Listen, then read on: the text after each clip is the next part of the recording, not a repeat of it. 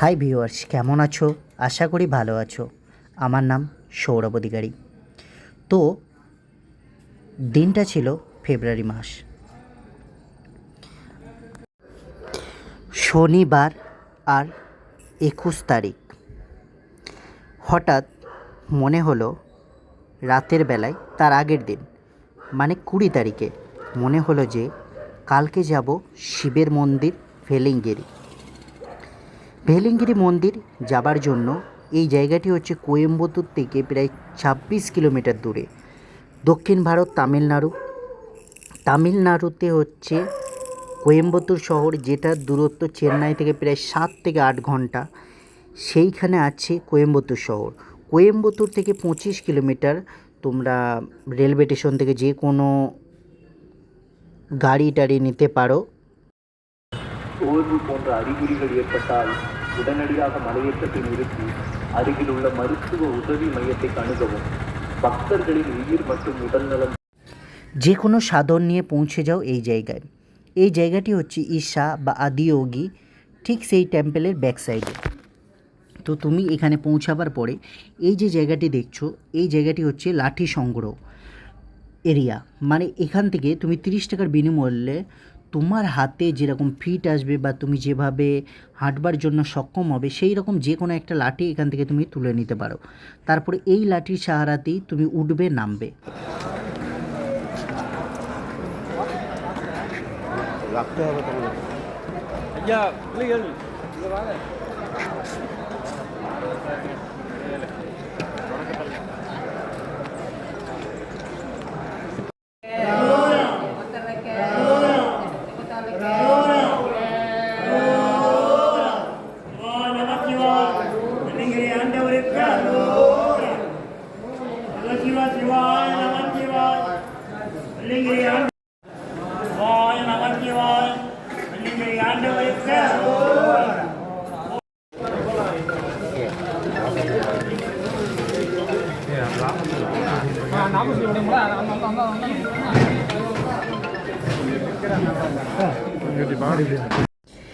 আর আমার সাথে যে বন্ধুটি এসেছে তার নাম অরূপ। তো আমরা দুইজন মিলে সিদ্ধান্ত নিই যে এই মন্দিরের ওপর যাব। এই মন্দিরের ওপরে যারা খুবই ধীরে সুস্থে যাওয়া পছন্দ করে তাদের সময় প্রায় 10-12 ঘন্টা লেগে যেতে পারে। আর যারা একটু ঠিকঠাকভাবে পৌঁছানোর চেষ্টা করে তাদের টাইম 8 ঘন্টা, 8.5 ঘন্টা লাগতে পারে। আমাদের টাইম লেগেছিল হচ্ছে 8 থেকে 8.5 ঘন্টা বা 9 ঘন্টাও বলতে পারো। আমরা বেশ কিছুটা টাইম বসেছিলাম, দাঁড়িয়েছিলাম, না হলে আমাদের পক্ষে ওঠা সম্ভব হচ্ছিল না। কারণ এই সিঁড়ি অতিরিক্ত বিপজ্জনক ছিল। এখানে হয়তো প্রথম তোমরা সেই বিপজ্জনকটাকে ফিল করতে পারবে না, কিন্তু যত উপরে যাবে ততই এই সিঁড়ি বিপজ্জনক হতে থাকবে।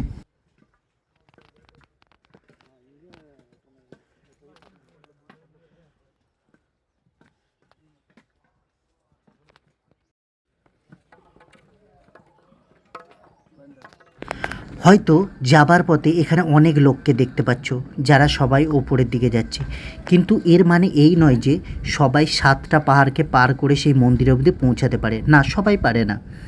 তাই জন্য যখন আমরা 7ম পাহাড়ের ভিডিও তোমাদেরকে দেখাবো তখন তুমি বুঝতে পারবে যে 7ম পাহাড় অবধি যে মানুষের ভিড় আমরা নিচেই দেখতে পাচ্ছি, সেই মানুষের ভিড় কিন্তু 7ম পাহাড় অবধি নেই।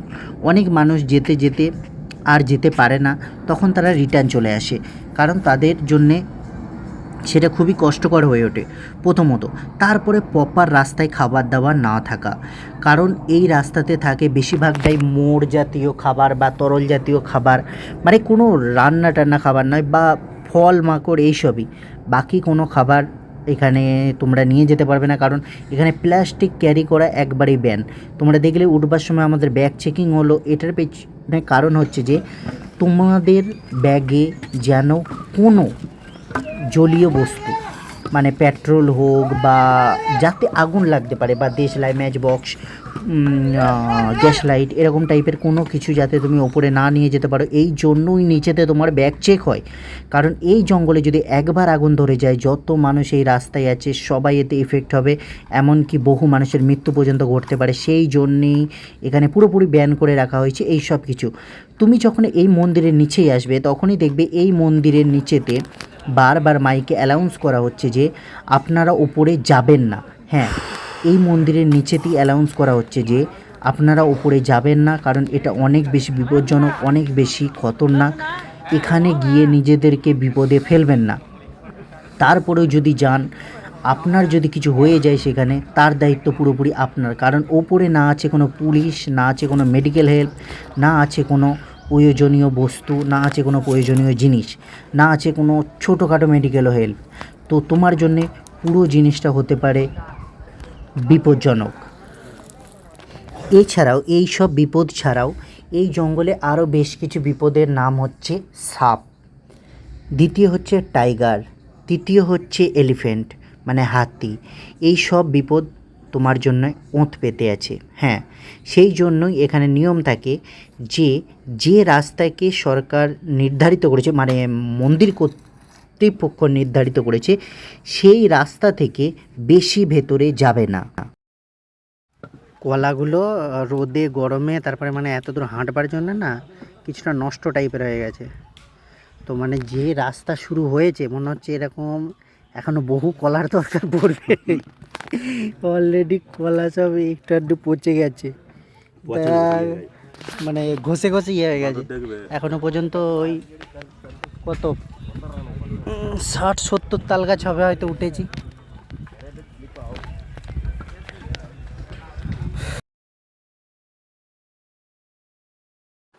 তুমি ধরো এই গভীর জঙ্গলে আছো, ঠিক আছে, আর রাস্তা এরকম, তোমার হঠাৎ করে মনে হলো যে এক কাপ চা খাবো। মানে তুমি ধরো রবিবারে চা খেতে বেরোবে, তুমি ফিরবে মঙ্গলবারে, এরকম একটা জায়গা, ঠিক আছে। আমাদের কাছে খাবার দাবার বেশি নেই, দু বোতল ডাবের জল আনতাম। খাবার দাবার আমাদের কাছে বেশি নেই। ওপরে তরমুজ ছাড়া আর শশা ছাড়া কিছুই পাওয়া যাচ্ছে না। এক একটা শশা 40 টাকা করে দাম, অবস্থা খুব খারাপ। এখন আমরা একটাই কথা বলবো, দুঃখ হারা, কষ্ট হারা, দরিদ্র হারা, হর হর মহাদেব।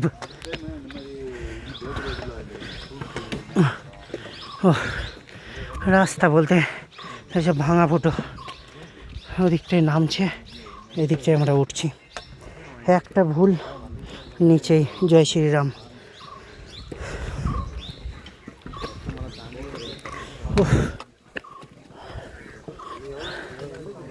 তারপরে আবার এনিমেলস থ্রেট পর্যন্ত আছে। এই সবে প্রথম পাহাড় শেষ হলো বহু দূর যাবার পরে। ঠাকুর দেখো ঠাকুর, এটি আমাদের প্রথম পাহাড় পার করে তোলা। ওইদিকে দেখো লোকগুলো এটা খাচ্ছে তো, কিন্তু ইয়ে হবে আর জল টেস্টটা বেশি পাবে, কিন্তু মিষ্টি খাচ্ছে না। এটা দ্বিতীয় পাহাড় শুরু হলো, আর পুরোপুরি গভীর জঙ্গল। এখানে আর বাঁদর ফাঁদর মাংকি টাঙ্কিও নেই। যে বিস্কুট দিয়েছে কারা সব ওইভাবেই পুরো, কারণ এখান থেকেই মানে টাইগারের থ্রেট আছে। বছরে মাত্র 2 মাসই খোলা থাকে, বাকি সময় বন্ধ থাকে। এই যে হাওয়াটা দিচ্ছে না, এই হাওয়াটা কি বলবো, যেন মনে হচ্ছে মহাদেব পাখায় করে হাওয়া দিচ্ছে। এই হাওয়া সত্যি মানে এতটা ন্যাচারাল হাওয়া। কারণ ধরো এই জঙ্গল 10 মাস বন্ধ থাকে, শুধু 2 মাস খোলা থাকে। আমরা নামতে নামতে অনেক রাত হয়ে যাবে, অলরেডি বাঘের থ্রেট আছে।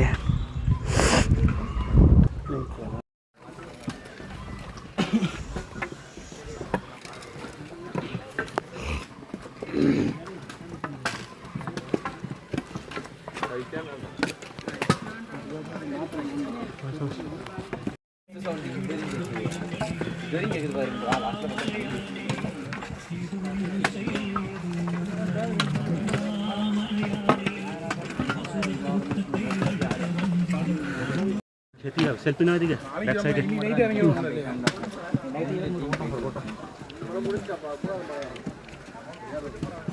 এরপরে আর গাছ নেই, দেখতেছি গরম লাগে। ওই একটা হয়েছে, এই কয়টা দুটো। নজর দাও এই বাঁশগুলোতে, মানে এত মোটা বাঁশ এই বাড়ির উপরে লাগানো আছে। এত ভয়ঙ্কর মোটা মোটা বাঁশ আমি কখনো দেখিনি। রাস্তায় যাবার পথে এই রকম ছোটোখাটো মন্দির তোমরা অবশ্যই দেখতে পাবে। এই মন্দিরগুলো খুবই সুন্দর, কারণ এগুলো গুফার ভেতরে আছে। গুফার ভেতরে থাকবার জন্য এই মন্দিরগুলো দেখতে খুব সুন্দর লাগে। কিছু গুফা এত ছোট যে তুমি ভেতরে যেতে পারবে না, তাই জন্য দূর থেকে দেখাই নিজের মনকে ভরিয়ে নাও। তবে কিছু গুফা অবশ্যই অনেকটা বড়।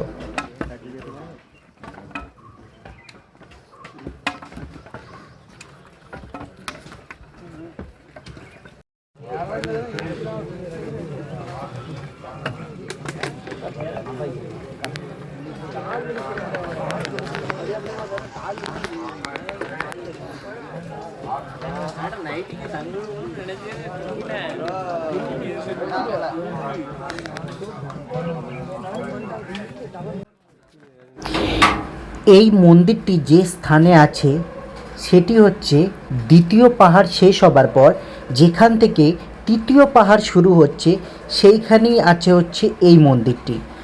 ওপরেতেও আমাদের মহাদেব শিবের মন্দির, আর যাবার পথে প্রথম মন্দিরটি বিনায়কের, তারপরে মানে সব জায়গাতেই তোমরা বাবাকে দেখতে পাবে, শিবকে দেখতে পাবে। এই গুফার ভেতর সবার ঢোকার অনুমতি আছে, তো আমিও ঢুকে বললাম। আমি ভেতরে ঢুকে সেখানে ঠাকুরের বিভূতি নিয়ে আশীর্বাদ নিয়ে আগামী পথ চলবার কথা ভেবে নিলাম। একটু বিভূতি নিজে লাগালাম, একটু বিভূতি নিজের বন্ধুর মাথায় লাগিয়ে দিলাম।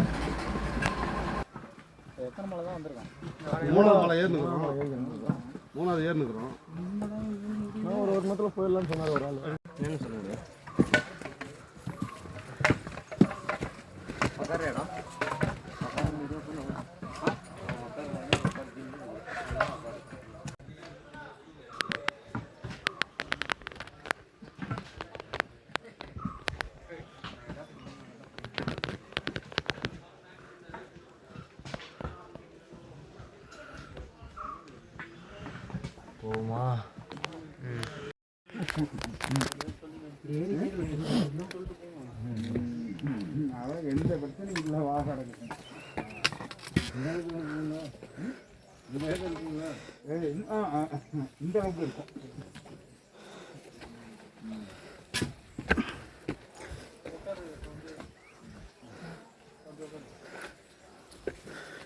যাও চলো।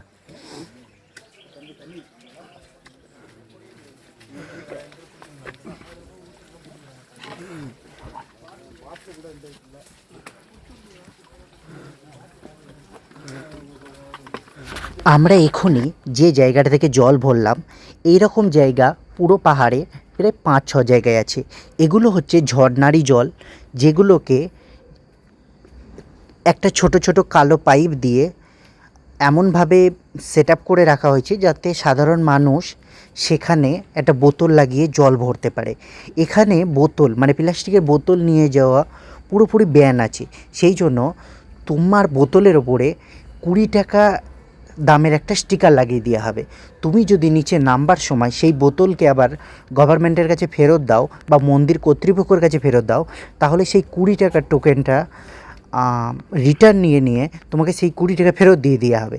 আর যদি তুমি সেই বোতলটাকে ফেরত না নিয়ে আসো বা জঙ্গলে কোথাও ফেলে দাও, তাহলে সেই 20 টাকাটা তুমি আর ফেরত পাবে না, আর সেই 20 টাকাটাই খরচা করা হবে সেই বোতলটাকে ফিরিয়ে আনবার জন্য।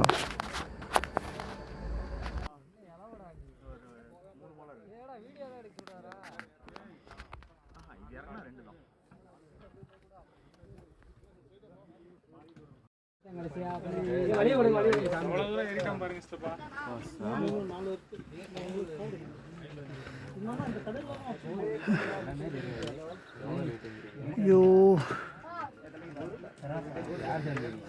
दुःखहरा कष्टहरा दरिद्रहरा हर हर महादेव।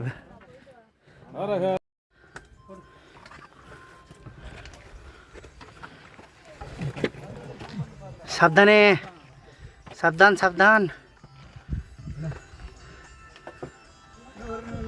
இப்படி போகலாம்ல, இப்படி கொஞ்சம் ஃப்ரீயாக இருக்கு. இது மட்டும் தான் ஏறணும். இந்த பக்கம் போகலாமா? சரி அப்படி போகலாம். அதில் வாங்க பார்த்து ரவி. குச்சி குத்தி எடுங்க. ভালো করে ধরবে, ভালো করে ধরবে। হ্যাঁ হ্যাঁ হ্যাঁ।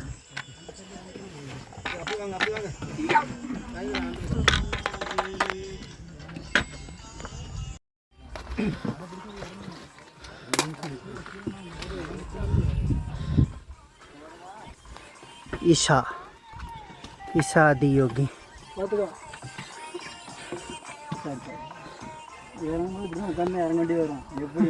ईशा आदि योगी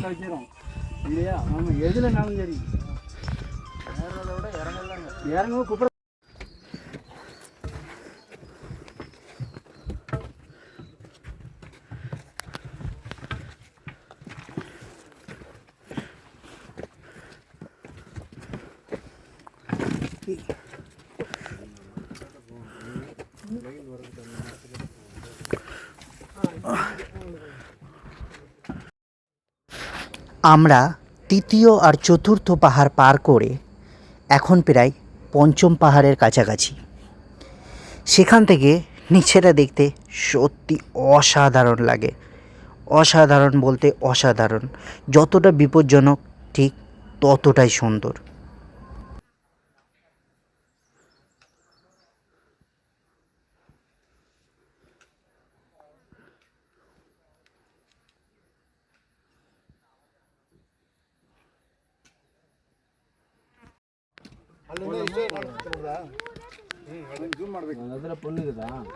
এখন মনে হচ্ছে পাহাড়ের উপর মাই উঠছি।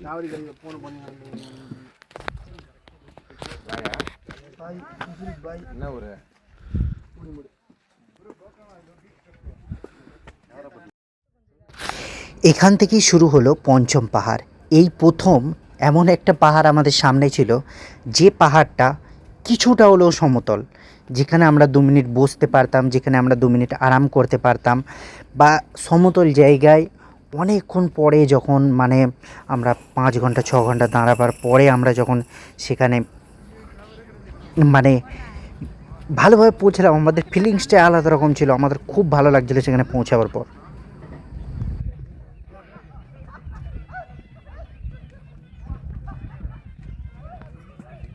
বললাম না সেই পাহাড়।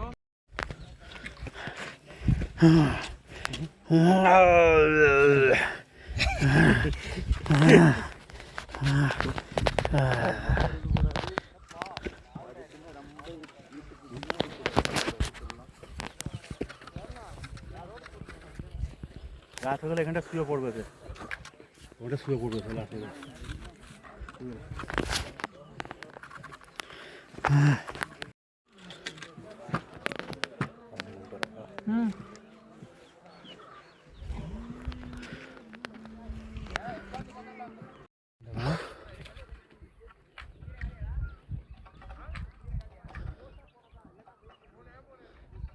ভিডিও করে পাঠাবে, বেশি বেশি ছোটো ছোটো ভিডিও করে।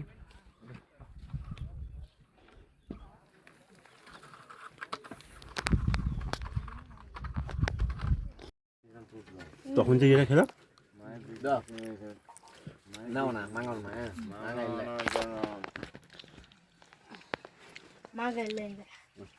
তুমি লাগবে নামতে মা তোমার। আমরা যে পথটা 8 ঘন্টা ধরে পাহাড়ে উঠেছি, সেই পথটা এখান দিয়ে নামলে ওই তোমার 20 মিনিট মতো লাগবে। শুধু কি মানে একটা ভোল মাত্র, ওই ভোলটা মারবার পর তোমার পিসগুলো ওইখানেই রয়ে যাবে, হয়তো কঙ্কালটা নিচেই পড়বে।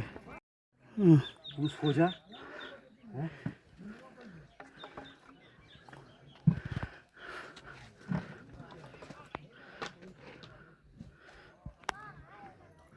প্রথমত একটা কথা বলে দিই যে এই জায়গাটাকে দক্ষিণ ভারতের কৈলাস কেন বলা হয়।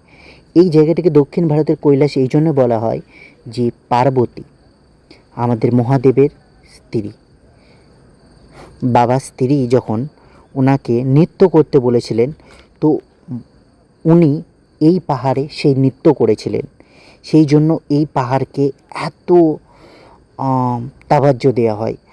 তাছাড়াও এখানে বলা হয় যে শিব যেমন নিজেকে কৈলাসে রাখা পছন্দ করেন বা কৈলাসে থাকা নিজে পছন্দ করেন, ঠিক তেমনই এখানে থাকাও পছন্দ করেন। বলা হয় যে মহাভারত হবার আগে অর্জুন কৃষ্ণের পরামর্শে এই মন্দিরে এসেছিলেন। তাছাড়াও হাজার ঋষি মুনি এই মন্দিরে এসেছে, এই মন্দিরে তপস্যা করেছে। এই মন্দির খুব বড় পরিমাণের মন্দির। এই মন্দিরের অনেক পুরনো ইতিহাস আছে। সেই সব ইতিহাস যদি আমি তোমাদেরকে বলতে যাই তো বহু সময় লেগে যাবে।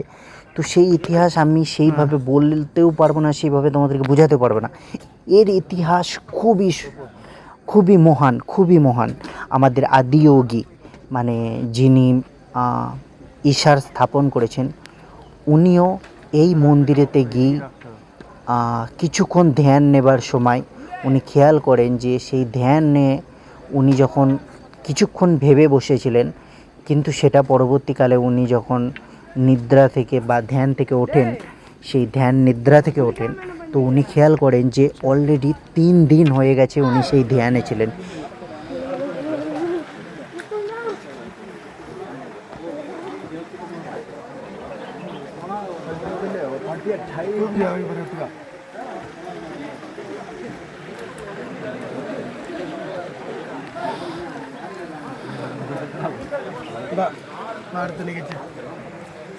এবার বলি এই জায়গাটার মাহাত্ম্য।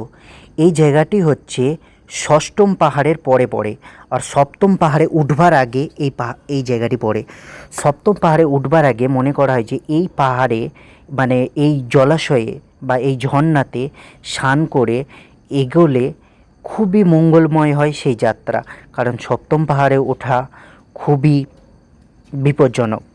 তো সপ্তম পাহাড়ে উঠবার আগে সবাই এখানে পুজো দিয়ে তারপরে ওঠে। এইখানে যে একটি গরুর মাথার মতো দেখতে পাচ্ছি, এটা আসলে গরু নয়, এটি হচ্ছে বাইসন। এই বাইসন এক সময় এই মন্দিরের আশেপাশেই ঘুরতো, এই মন্দিরের আশেপাশেই থাকতো, কিন্তু পরবর্তীকালে যখন এই বাইসনটি মারা যায় তখন তাকে মহাদেবের অঙ্গ বলে তার মাথাটিকে এখানে রেখে দেওয়া হয়।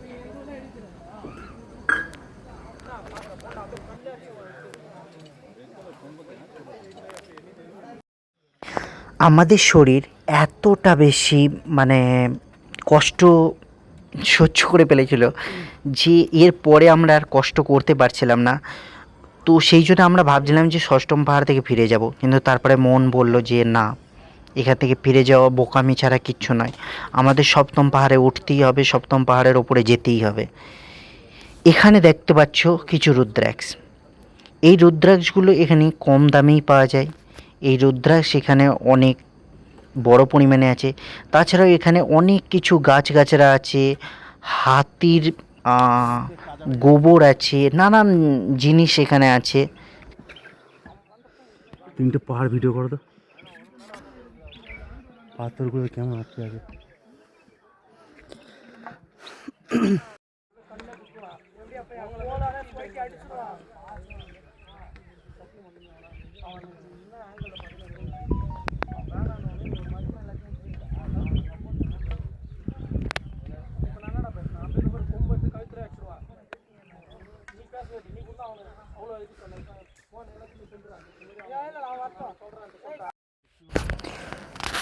সপ্তম পাহাড়ে উঠবার সময় এই মনোরম দৃশ্য আমরা আমাদের ক্যামেরায় ক্যাপচার করি। অসাধারণ সুন্দর এই জায়গা, অসাধারণ সুন্দর বাবার এই মন্দির, অসাধারণ সুন্দর এই পুরো জায়গাটা, এই প্রকৃতি, সব কিছু অসাধারণ। আমি এখানে কয়েকটা ফটো তুলেছি, সেই ফটোগুলো তোমাদের সাথে শেয়ার করব। ফটোগুলো আমার নিজের খুব প্রিয় লেগেছে, আমার নিজের খুব সুন্দর লেগেছে। আশা করি তোমাদেরও এই ফটোগুলো খুব ভালো লাগবে। কখনো আসো না আসো, অবশ্যই এটাকে দেখো, এটাকে লাইক করো, শেয়ার।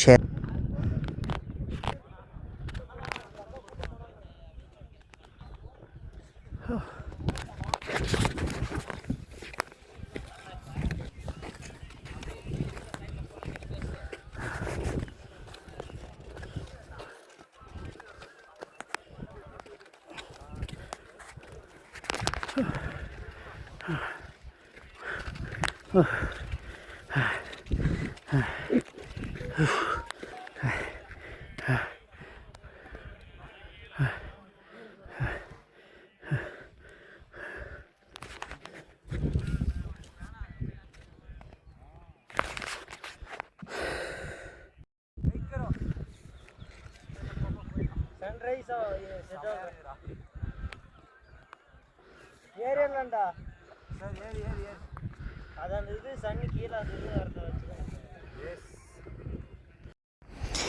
ফটোগুলো আমাদের সব কষ্টের ফলের ফটো।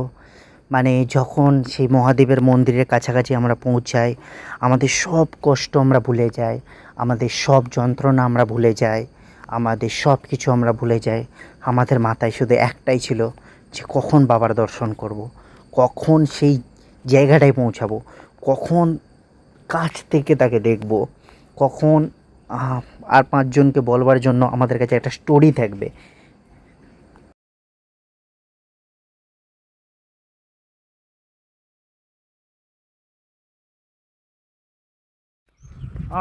இதுலயே வா.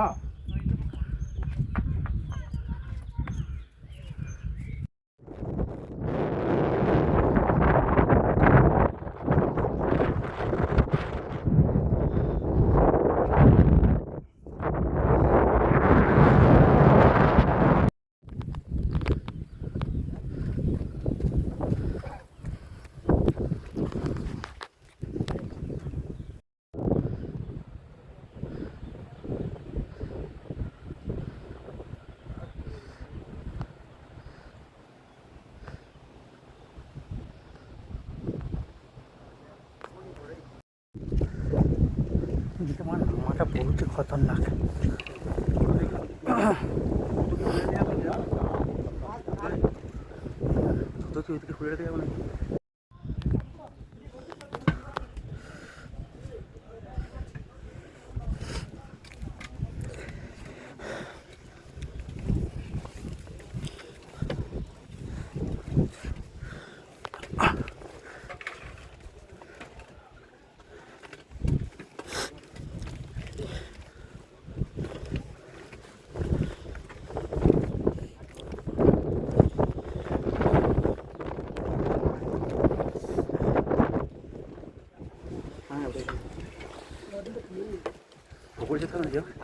না হয়তো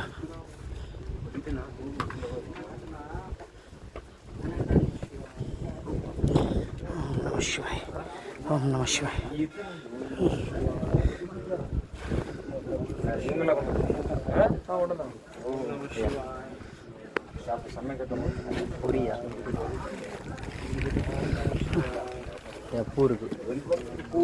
பூ உள்ள விளக்கு விளக்கு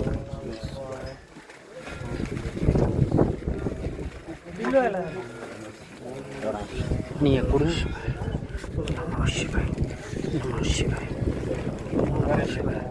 நம சிவாய். அது பூதான்யா, நான் கொடுத்ததில்ல ஒன்று.